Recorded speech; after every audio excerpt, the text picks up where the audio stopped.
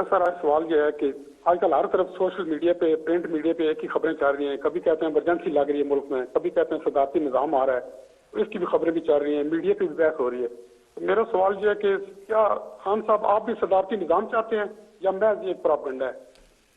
دیکھیں ملک صاحب, آپ کو پتہ نہیں یاد ہے, لوگوں نے پتہ نہیں, میرا جو پہلی دفعہ جب میں پرائم منسٹر بنا تو میں نے قوم سے خطاب کیا, تو میں نے قوم کو ایک چیز کہی تھی کہ آپ کو بڑا شور ملے گا اور ساری جگہ سے آوازیں آئیں گی کہ ملک تباہ ہو گیا, یہ ہو گیا, نااہل ہے, یہ ختم ہو گیا. کیونکہ میں نے تب آپ کو کہا تھا سب کو کہ ہم نے کوئی مفاہمت نہیں کرنی, کوئی کمپرومائز نہیں کرنی. اس ملک کے وہ جو بڑے بڑے ڈاکو ہیں, میں واضح کرتا ہوں, یہ چور نہیں ہے, یہ ڈاکو ہے. میں 30 سال میں پولیٹکس میں آیا ان کے خلاف تھا, نہیں تو میں پھر سے کہتا ہوں, جس آدمی کو اللہ نے سب کچھ دیا ہے اس کو کیا ضرورت پڑی تھی کہ اپنی زندگی ساری لگائے, اپنا گھر بار سارا کچھ لگا کے ایک گھٹیا لوگوں سے ہر روز برے بھلی گالیاں سنیں. لیکن میں اس کو جہاد سمجھتا ہوں. تو میں نے شروع میں کہا تھا کہ جب بھی, کیونکہ میں نے ان سے کوئی مفاہمت نہیں کرنی, انہوں نے مجھے بلیک میل کرنا کہ کسی طرح ہمیں این آر او دے دو. جو جنرل مشرف نے اس ملک کے اوپر سب سے مارشل لاء سے زیادہ اس نے ظلم کیا تھا, ان دو بڑے گھرانوں کو این آر او دے کے, یعنی ان کی چوری معاف کر کے. اور اس قوم نے جو قیمت اٹھائی ہو اس کی ہم آج بھگت رہے ہیں کہ آدھا پیسہ جو ہم اکٹھا کرتے ہیں ٹیکس سے, وہ آدھا پیسہ چلا جاتا ہے ان کے لیے ہوئے قرضوں کی قسطوں کے اوپر.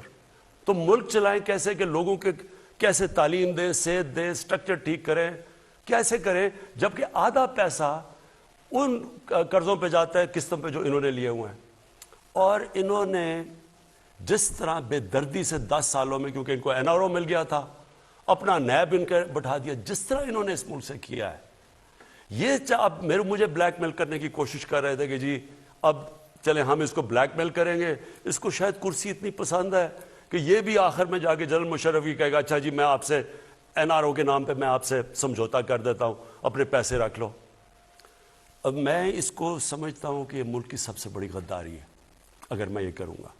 اور اس لیے یہ افراتفری پھیلائی ہوئی ہے, جو ٹی وی پہ آتا ہے جو تباہ ہو گیا ملک, ملک میں یہ ہو گیا, غربت بڑھ گئی. میں ذرا آپ کے سامنے پہلے یہ ذرا رکھتا ہوں نا, انہوں نے کہا کہ غربت بڑھ گئی ہے. یہ میرے پاس ورلڈ بینک کی فگرز ہیں. یہ چلیں ہم تو کہیں گے تو لوگ کہیں گے یہ ٹھیک نہیں, ورلڈ بینک تو ہمارے سے نہیں آرڈرز لیتا نا.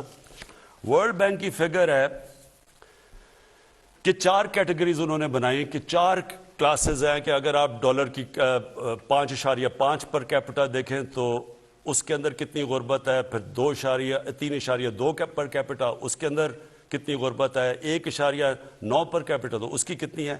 تو انہوں نے 4 کیٹیگری رکھی ہیں. چاروں کیٹیگریز میں ورلڈ بینک کہتا ہے کہ چاروں کیٹیگریز میں غربت کم ہوئی ہے. پہلے میں 0.6% کم ہوئی, دوسرے میں 1.4% کم ہوئی غربت,